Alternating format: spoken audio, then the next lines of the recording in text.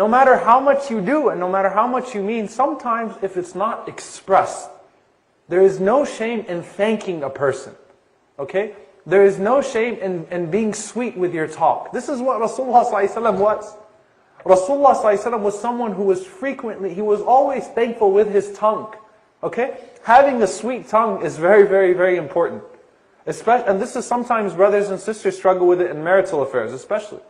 And sometimes children who grow up in this culture, who are used to the fantasized, Hollywood lifestyle, and all those things that you see on TV, they feel hurt by this. They feel a lack of compassion because sweet words are not there.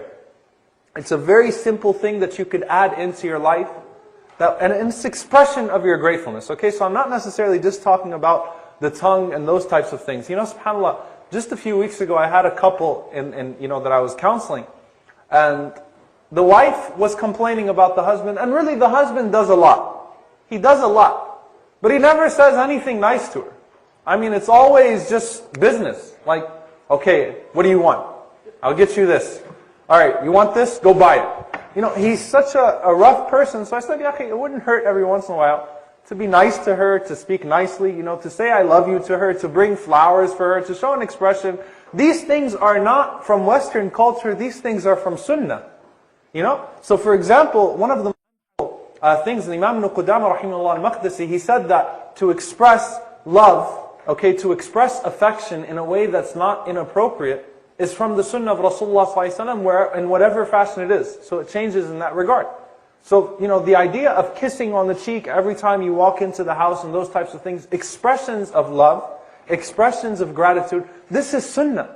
Rasulullah ﷺ never walked into the house of one of his spouses without first kissing them, without first embracing them. Expressions of love and these types of things. So I told the guy, you should buy some flowers every once in a while. And subhanAllah, 3 days later, the woman calls, I hope she never sees this video, I hope it's, but the woman calls me, and she's just literally broken. And I'm saying, what's wrong? What's wrong?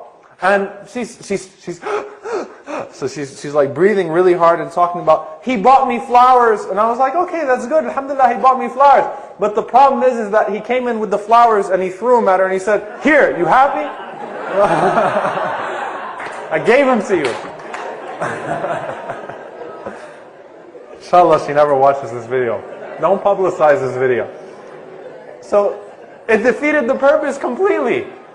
I talked to the guy and he was like, Shoo Sheikh Omar, what do you want from me? I bought her what she wanted. You completely missed the point. So sometimes being grateful with the tongue, expressions of gratefulness, okay? Expressions of gratefulness are very, very significant. And this is not just between husband and wife. This is from child to parent. This is from parents to children. Okay, this is to brothers and sisters. This is, generally speaking, expressing your gratefulness is extremely important. Okay? Okay, to prioritize your relationships in life. First and foremost, there was probably no human being who did more for Rasulullah sallallahu alaihi wasallam without complaining more than Khadijah radiallahu ta'ala anha. Khadijah radiallahu anha is just that special. And she's so special that Allah subhanahu wa ta'ala sends Jibreel alayhi salam. I mean, imagine this. Okay? Now, many times the wives of imams and dua and people that are busy for in the path of Allah subhanahu wa ta'ala, they struggle. And eventually, rightfully so, sometimes they crack.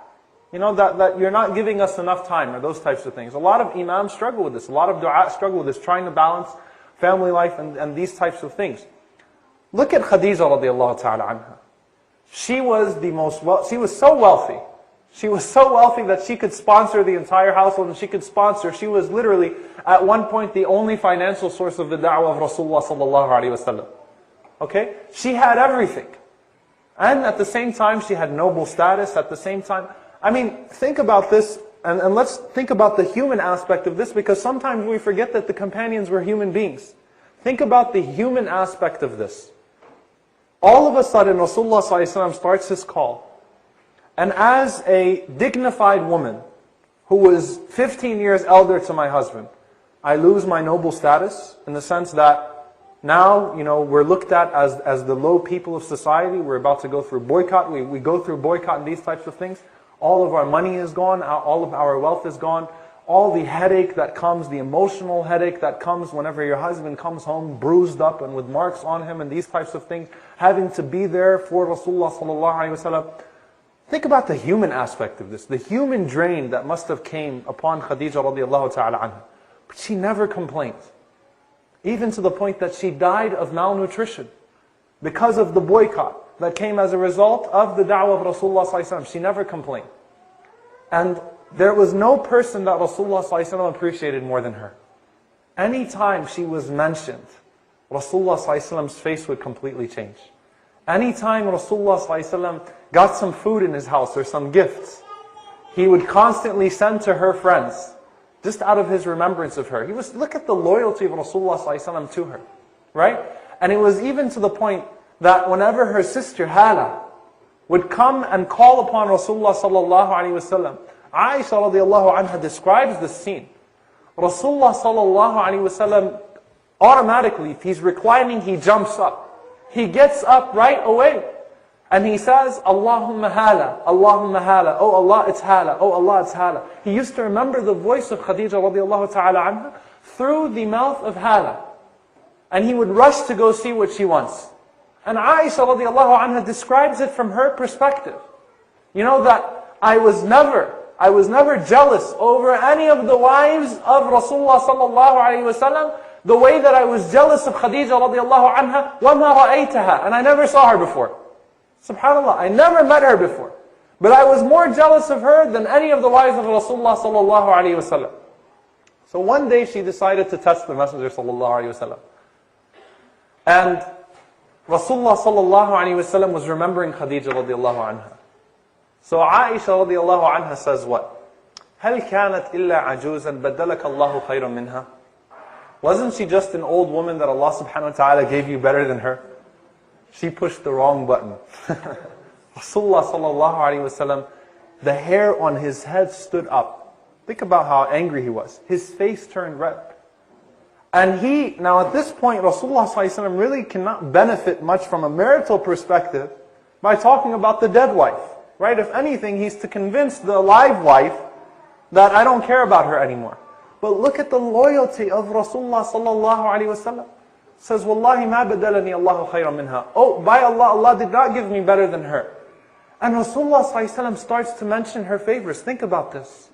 Sadaqatni idh kadhabani an-nas. She believed in me. No, amanat bi idh kafara bi an-nas. She believed in me when people disbelieved in me. She considered me truthful. She believed me when other people called me a liar. She spent on me, إِذْ حَرَّمَنِي النَّاسِ, when other people refused to spend on me. And this is one thing that I want all of the brothers to pay specific attention to, because we're going to start with the brothers in that regard. وَرَزَقَنِي اللَّهُ وَلَدِهَا إِذْ حَرَّمَنِي أَوْلَادَ النِّسَاءِ.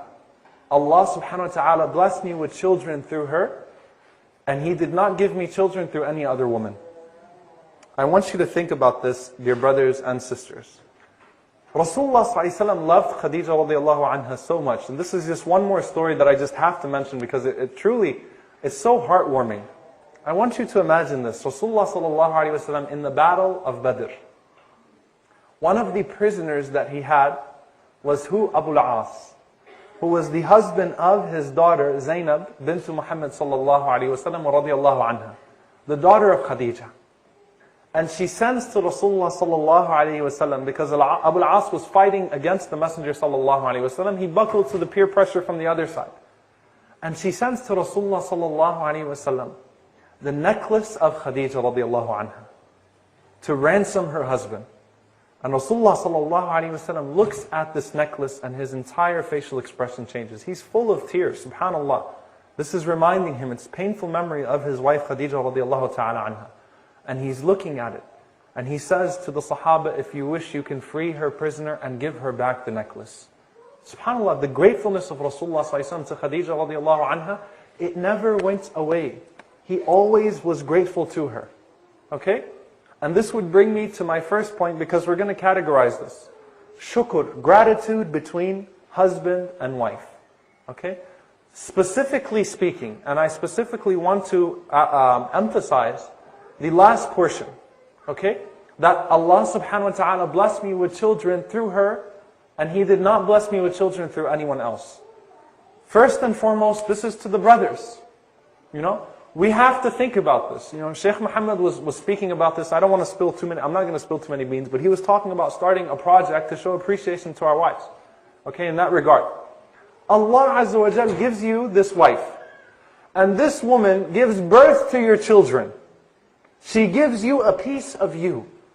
And you still have the nerve to abuse her either mentally or physically. SubhanAllah, or emotionally. And it's interesting, SubhanAllah, because Rasulullah ﷺ mentions this favor specifically. And this was not just something that Rasulullah ﷺ mentioned and the Sahaba did not take it seriously. Umar ibn al-Khattab radiallahu ta'ala anhu, a man once comes to him and says, I want to divorce my wife. Umar radiallahu anhu says, why?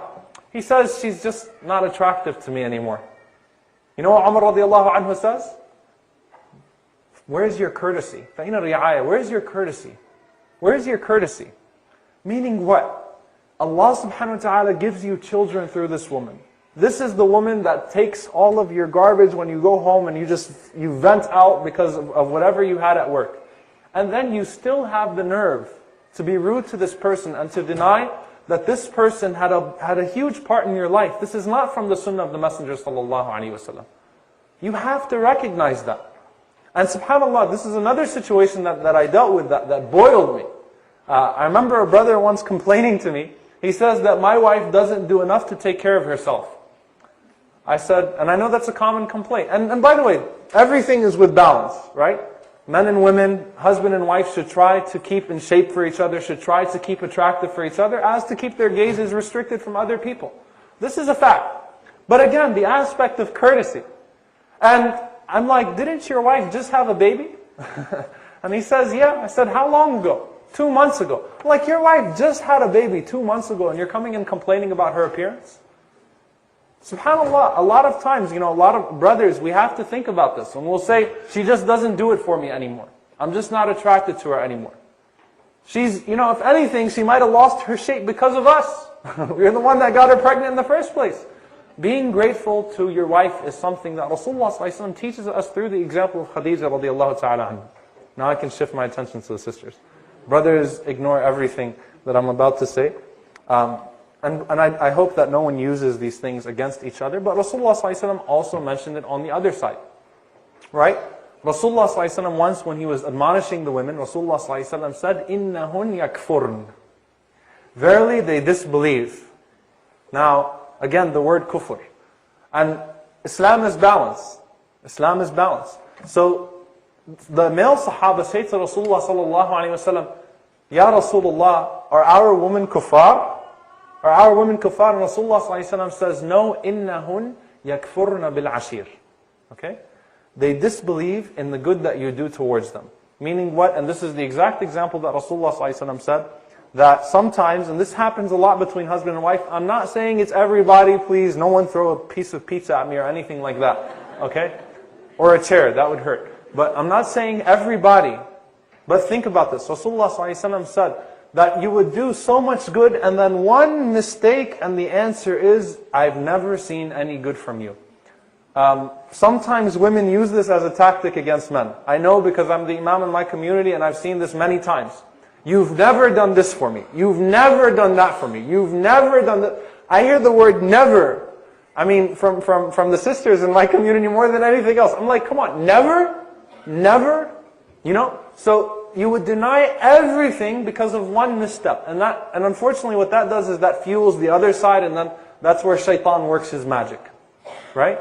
So it's also important for the sisters, sometimes we're idiots, sometimes we mess up. Okay? And it's important from the sisters not to deny every good thing that the husband does based upon this one mistake and said, I've never seen any good from you. You've never treated me well. You've never taken me out. The sister, didn't you just go to Disney World? Something like that. You've never done this. The word never, yakfurna bil ashir. Very, very, very important. Okay? To keep this in mind from both sides. To be grateful to one another as husband and wife is crucial. And we see it from Rasulullah sallallahu alaihi wasallam, the perfect balance in that regard. Okay?